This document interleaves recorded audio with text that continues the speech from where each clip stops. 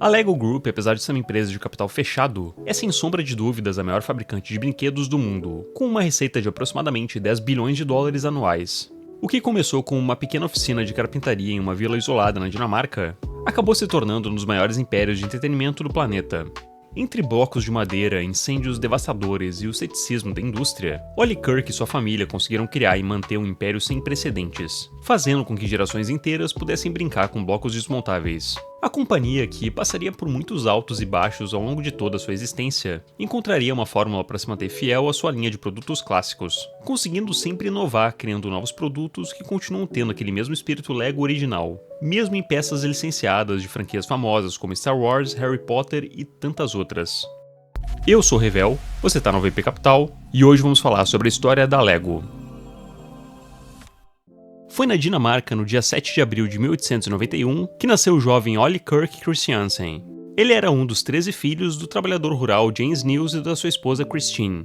Nascido de uma família muito pobre, ele teve a sorte de receber uma educação básica numa época onde as crianças mais ajudavam na lavoura do que iam para a escola. Wally, para falar bem a verdade, e apesar de ter ido sempre à escola, começou a ajudar na fazenda dos seus pais ainda muito novo, aos 6 anos de idade. E desde essa época ele desenvolveu uma fascinação por entalhes de madeira. E nos intervalos da escola e nas horas de descanso da fazenda, não era raro ver Kirk fazendo mini esculturas em lascas de bétula. Esses mini brinquedos de madeira eram dados para os irmãos de Kirk, que amavam esse lado imaginativo do irmão. Em 1905, quando tinha 14 anos, Wally Kirk começa a trabalhar como aprendiz para o seu irmão mais velho, Christian, que nessa época já era um carpinteiro profissional. Foi no ateliê do irmão, que ficava na pequena cidade de Give, também na Dinamarca, que Wally aprendeu técnicas refinadas de manipulação de madeira. Em 1911, Wally serviu nas Forças Armadas e estudou na Escola Técnica de Haslev. Depois disso, ele viajou para o exterior e trabalhou com carpintaria na Alemanha e na Noruega, adquirindo ainda mais experiência no ramo de manipulação de madeira, recebendo assim uma visão ampla de como manejar e criar materiais a partir de madeira. Em seguida, ele retornaria à Dinamarca, sua terra natal, para iniciar o seu próprio negócio.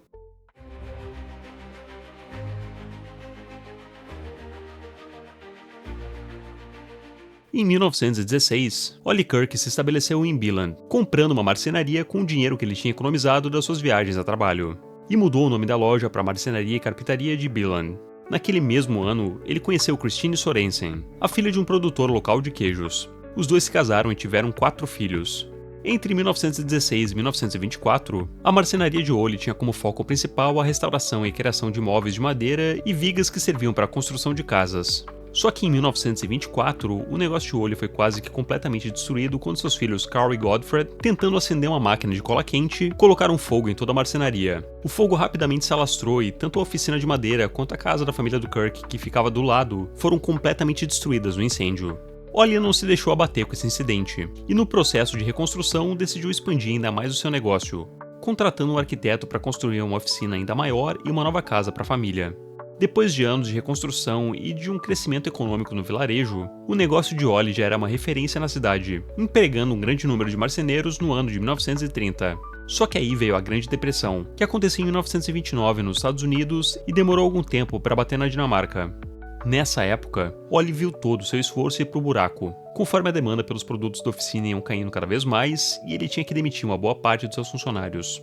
Wally percebeu que as pessoas agora não tinham mais dinheiro para comprar móveis caros e também não estavam construindo casas.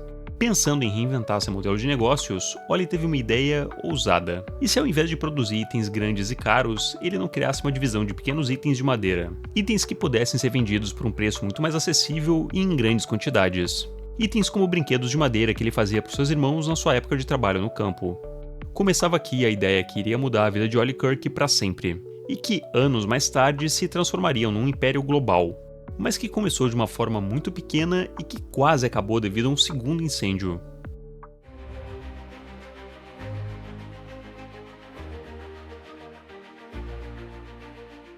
Com a chegada da Grande Depressão na Dinamarca, Wally Kirk decidiu diversificar a produção de itens de madeira para tentar melhorar suas vendas.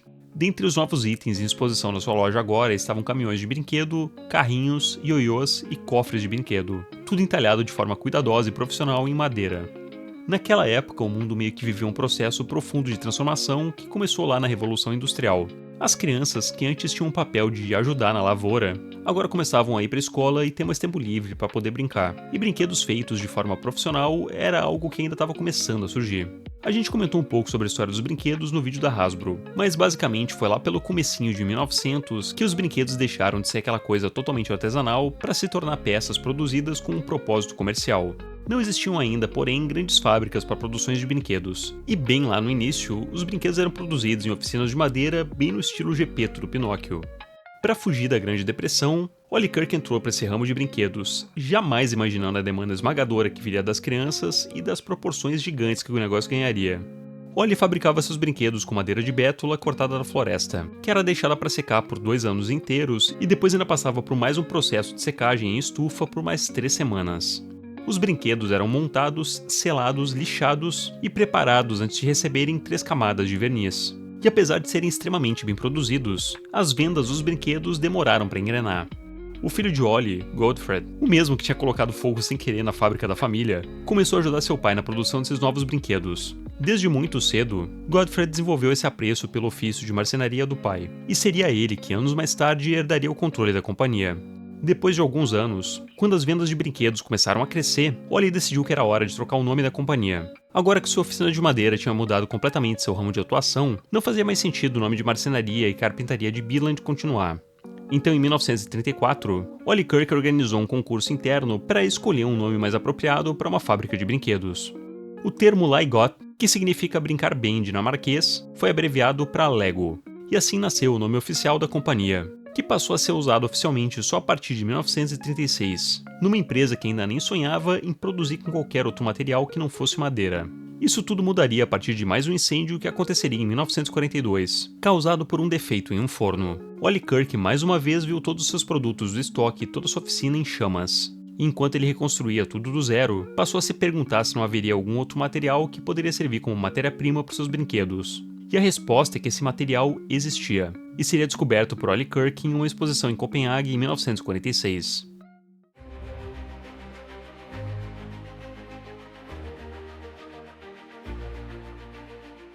Após a Segunda Guerra Mundial, os plásticos passaram a estar disponíveis na Dinamarca. E foi em 1946 que Wally Kirk assistiu a uma demonstração em Copenhague de uma nova máquina, que a partir de moldes pré-determinados fazia uma montagem de peças de plástico por injeção. Kirk ficou fascinado com o potencial desse novo material. O plástico era mais resistente que a madeira em muitos aspectos, além de dar mais liberdade para se moldar formas mais complexas. Operar aquelas máquinas garantia produtos feitos com precisão e que conseguiam se repetir de forma exata, muito diferente das peças de madeira feitas à mão. Apesar do ceticismo de alguns colegas de Kirk, que diziam que o plástico era só um hype do momento e que logo iria morrer, ele investiu cerca de 30 mil coroas dinamarquesas em uma máquina de moldagem por injeção, e acabou sendo o primeiro fabricante da Dinamarca a ter um equipamento desses, em 1947. Um dos primeiros brinquedos modulares a ser produzido foi um caminhão que poderia ser desmontado e remontado. Ainda em 47, Wally Kirk e seu filho Godfred obtiveram amostras de blocos de plásticos interligáveis produzidos pela empresa Catecraft. Aquela ideia de blocos montáveis encantou a família Kirk, que começou a produção de blocos semelhantes, chamando eles inicialmente de blocos de ligação automática.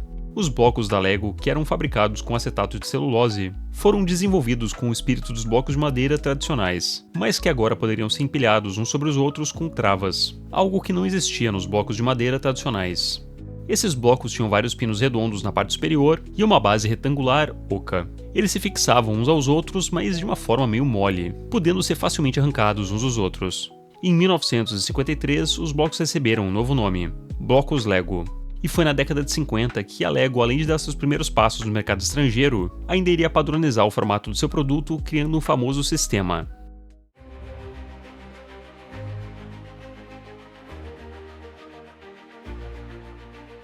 O foco inicial da Lego para dominar o mundo foi uma expansão para os países nórdicos. A produção licenciada começou na Noruega em 1953, em parceria com a Sven Strongberg de Oslo. Em 54, Godfred, que agora tinha 33 anos, tornou-se diretor da empresa. Godfred desenvolveu um conceito importantíssimo para Lego, apelidado por ele de Sistema de Brincar, onde todos os conjuntos Lego são compatíveis entre si, introduzindo nessa mesma época as primeiras peças de janelas e portas Lego. O objetivo disso era criar uma ideia de que quanto mais blocos você tivesse, mais você poderia brincar. Algo que fomentou esse sentimento de colecionar peças Lego e que iria crescer de forma absurda nos próximos anos. Em 55 foi a vez de mirar na Suécia, e no mesmo ano foi organizada uma parceria com fabricantes locais na Islândia. Inicialmente, os produtos de plástico não foram muito bem recebidos pelos consumidores, que preferiam brinquedos de madeira ou metal. Muitas remessas da Lego acabaram sendo devolvidas para a matriz devido às baixas vendas. Apesar desse fracasso na Suécia, foi nesse ano que a Lego lançou a Town Plan, ou Plano da Cidade, usando blocos de construção de plástico como parte de um sistema para construir áreas urbanas. Em 1958, os blocos foram aprimorados, agora sim adicionando tubos ocos nas partes inferiores das peças. Essa mudança proporcionou mais suporte na base, permitindo um encaixe muito melhor e mais versátil. É esse o encaixe padrão que até hoje a gente tem nas peças Lego, e que surgiu lá pro finalzinho dos anos 50. A empresa patenteou o novo design, assim como ela já tinha feito com várias outras versões antigas, para evitar a cópia dos seus modelos pela concorrência. Ollie Kirk, o fundador da companhia, faleceu nesse mesmo ano, aos 66 anos de idade. Seu filho Godfrey agora iria assumir os negócios da família.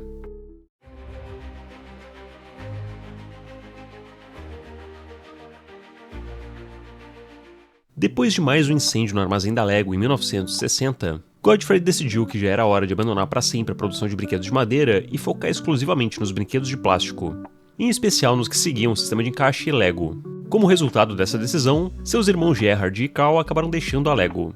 Eles eram contra a ideia de abandonar a madeira, que parecia uma escolha muito mais sólida e tradicional se a gente for parar para pensar que as pessoas ainda não tinham se acostumado totalmente com a ideia de brinquedos de plástico. Eles fundaram uma empresa separada chamada Bilofix, especializada em brinquedos de madeira que iria operar por pelo menos mais 10 anos, encerrando suas atividades nos anos 70. Os brinquedos da Bilofix acabaram se tornando peças vintage caçadas por colecionadores por toda a sua conexão com o Império Lego. A Lego inclusive só se tornou o que é hoje pelas decisões ousadas e mega acertadas de Godfrey, que no começo dos anos 60 já contava com cerca de 500 funcionários. Foi mais ou menos nessa época que a produção do Lego começou na América do Norte, através de um acordo de licenciamento com a Samsonite. Em 63, o acetato de celulose, o principal material usado para fabricar os antigos blocos de Lego, foi substituído pelo estireno, mais conhecido como plástico ABS, que inclusive é utilizado até hoje. O ABS, além de não ser tóxico, é menos propenso à descoloração e deformações, além de ser mais resistente ao calor, a ácidos, sais e outros produtos químicos, fazendo assim com que a versão final dos blocos tenha muito mais estabilidade e diminuindo de forma significativa os riscos de intoxicação durante a produção dos blocos. O ano de 64 marcou o início dos clássicos manuais de montagem da Lego, que passaram a ser um componente essencial da companhia conforme os sets foram ficando cada vez mais complexos. Saber investir bem o seu dinheiro pensando no longo prazo é algo importantíssimo, não só para grandes empresas, mas também para nós pequenos investidores. E se você quiser aprender a investir de verdade sem essas fantasias que te vendem de enriquecer rápido, eu te recomendo a OVP. É só você abrir o site da ovp.com.br, clicar no botão para fazer a sua análise de perfil e responder um questionário bem simples. Muita gente fica com preguiça de responder, mas aí se você não tem paciência para responder um questionário, talvez investimentos de longo prazo não façam muito sentido para você. Na OVP a gente vai te ensinar o caminho certo e sem atalhos, aportar de forma consistente nos melhores ativos. Se você acha que dá para ficar rico da noite pro dia aportando pouco, eu não quero te desanimar, mas isso não vai acontecer. Agora, se você já é alguém que ganha seus R$ 4.500 por mês e consegue salvar uma parte legal dessa grana para fazer os aportes, aí a coisa já muda de figura. E se você ganha seus 15 ou até 50 mil reais por mês, esse processo para enriquecimento vai ficar ainda mais rápido. Só que quando eu falo de enriquecer, eu não tô falando de você sair por aí com uma Ferrari na rua. Eu tô falando de você conseguir respirar um pouco mais tranquilo, sabendo que uma grana relevante vai cair na sua conta todo mês de forma passiva. Para quem se mata trabalhando e depende 100% do salário, essa talvez seja uma ótima forma para diversificar nas receitas e até para se aposentar mais cedo do que a maioria. Que, para ser bem franco, a gente sabe que a maioria nem vai se aposentar pelos moldes que a gente tem hoje. Se você quiser fazer isso do jeito certo, investindo no seu futuro, ovp.com.br. Clica no link e preencha o formulário. A gente está começando uma turma nova e vamos te ensinar a investir de forma estratégica, tanto no Brasil quanto no exterior. Mas voltando para a história da Lego.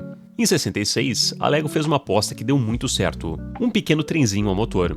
O set incluía um pequeno motor de 4,5 volts, que mais tarde seria substituído por uma versão de 12 volts, com uma caixa de bateria e trilhos. Esse é um produto Lego que fez tanto sucesso que continua sendo vendido até hoje. Nesse período, a Lego já estava completamente consolidada como uma empresa de sucesso a nível global, aumentando seu número de vendas e seu faturamento cada vez mais. Em 7 de junho de 1968, foi inaugurado o primeiro parque da Legoland, em Billund. Esse parque temático apresentava modelos elaborados de cidades em miniaturas inteiramente montadas com blocos de Lego. O parque, que tinha 12 mil metros quadrados, atraiu mais de 600 mil visitantes somente no primeiro ano. Nas 2 décadas seguintes, o parque cresceu mais de 8 vezes o seu tamanho original e passou a receber, em média, quase 1 milhão de visitantes por ano. Já as vendas de conjuntos Lego ultrapassaram 18 milhões de unidades em 68. E em 69, a Lego introduz o sistema duplo. Os blocos duplos são muito maiores que os blocos normais da Lego, tornando-se muito mais seguros para crianças pequenas. No entanto, os dois sistemas são compatíveis. Os blocos Legos podem ser encaixados perfeitamente sobre blocos duplos, permitindo uma transição suave para o sistema Lego à medida que a criança vai crescendo e deixando os blocos duplos.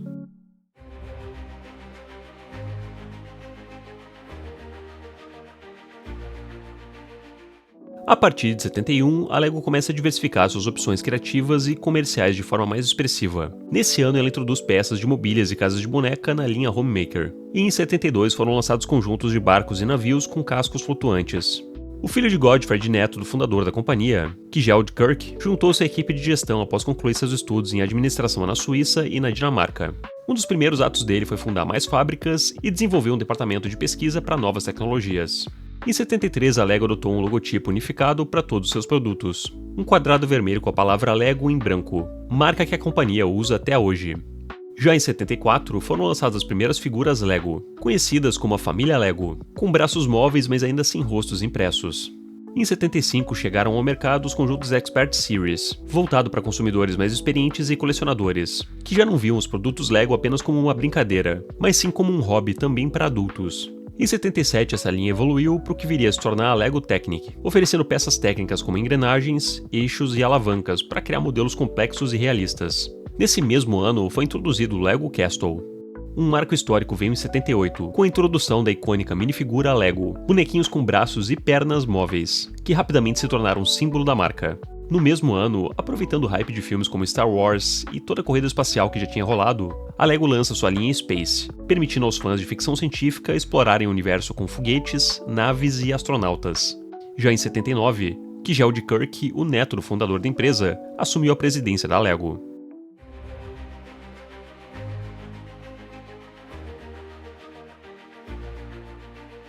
Durante os anos 80, a Lego cria o departamento de produtos educacionais, que daria origem à atual Lego Education, com foco nas aplicações dos blocos em ambientes escolares para o desenvolvimento de habilidades criativas e de resolução de problemas. Essa iniciativa iria permitir que crianças estimulassem habilidades cognitivas. Outra parceria que aconteceu nos anos 80 foi com o McDonald's, onde a Lego usou a rede de restaurantes americana para promover a sua marca, dando pequenos brindes nos lanches. Em 89, a popular linha Lego Piratas foi lançada, apresentando pela primeira vez minifiguras com expressões faciais variadas, como tapa-olhos, barbas e sorrisos diferentes, marcando uma mudança significativa no design das figuras. E no início da década de 90, ela se tornou uma das 10 maiores empresas de brinquedos do mundo. Só que na metade dos anos 90, devido a uma troca no time de designers, a companhia acabaria passando por uma turbulência muito forte. A descontinuidade de uma série de sets amados pelo público e uma piora na qualidade dos sets lançados fizeram com que a Lego afundasse. A crise foi tão forte que eles foram obrigados a vender seus parques de diversões, e ainda assim registraram os primeiros prejuízos da história da companhia. Para contornar essa situação, a Lego teve que adotar algumas mudanças tanto na linha de produção quanto de distribuição, saindo exclusivamente da Dinamarca e indo para países como China e México. Outra coisa que ajudou a Lego a sair do buraco foram os produtos licenciados, que começaram a ser lançados em 99 com o Lego do Star Wars e do Ursinho Pooh, iniciando uma nova fase estratégica baseada em parcerias comerciais com grandes franquias. E para expandir ainda mais a marca Lego no imaginário coletivo, a companhia iria tentar novas empreitadas em outras mídias, como jogos digitais, curta-metragens e principalmente filmes nos cinemas.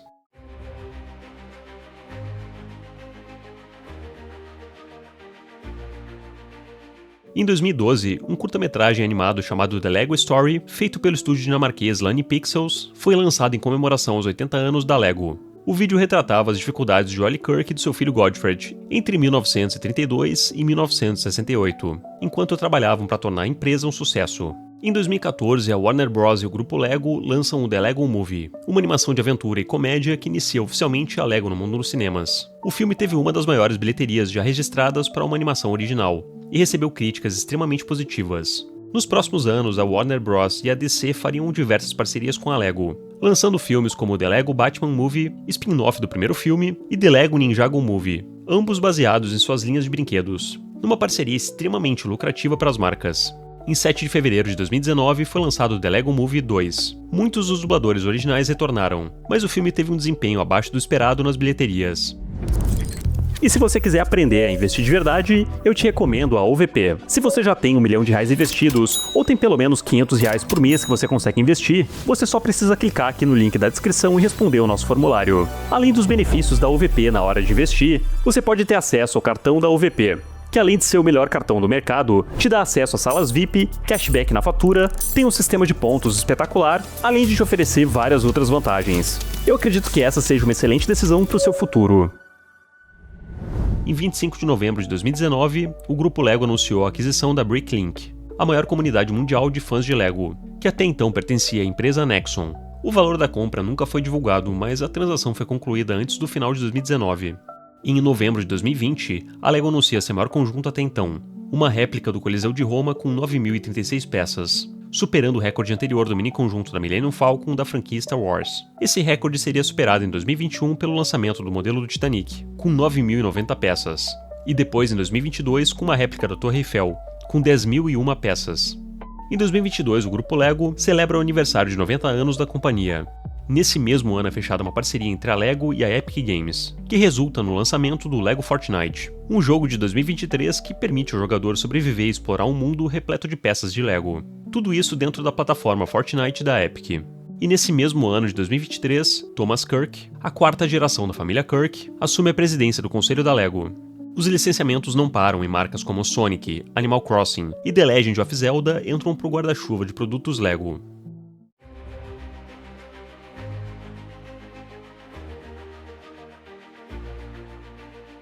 Depois de muitas lutas e muitas dificuldades, a Lego se consolidou como a maior fabricante de brinquedos do mundo, saindo da quase falência diversas vezes para lucros anuais bilionários. Depois da crise dos anos 90, ela recomprou seus parques, e hoje a Lego já passou na frente de outras gigantes de brinquedos como a Mattel, a Bandai e a Hasbro. Todas empresas gigantes, mas que não conseguem bater de frente com o império de blocos de plástico. O mais louco é pensar que tudo isso começou com brinquedos de madeira feitos numa pequena vila na Dinamarca. A Lego, apesar de seu tamanho colossal, mantém até hoje seu capital fechado e é controlada pela Kirkby, uma empresa dinamarquesa também de capital fechado, que hoje tem como única função gerenciar o patrimônio da família Kirk, o que inclui 75% das ações da Lego. O fato da Lego então ser uma empresa privada é excelente para os gestores, pela questão deles não serem pressionados por um conselho de acionistas. Ao invés de ficarem lançando produtos pensando apenas no lucro, como hoje a Hasbro faz com as cartas de Magic, a Lego tem a liberdade para trilhar caminhos muito mais duradouros, preservando o valor da marca e focando no que é melhor para a companhia no longo prazo, seja na sua linha de produtos ou nos filmes e jogos que ela tem lançado e que torna a marca ainda mais forte. Isso tudo é muito bom para eles, mas péssimo pra gente, que não tem como comprar as ações da Lego pelo simples fato de que elas não estão listadas em bolsa. Mas quem sabe no futuro distante eles não façam um IPO. Aí só o tempo dirá. Se vocês curtiram o vídeo, não esqueçam de deixar o like, se inscrever no canal e deixe aqui nos comentários se vocês querem ver mais histórias de companhias no segmento de brinquedos. A gente já tem o vídeo da Hasbro, e se vocês quiserem a gente pode contar também a história da Mattel, que é dona de uma das marcas mais famosas do mundo, a Barbie, e que tem uma história bem interessante também e que dá pra gente se aprofundar.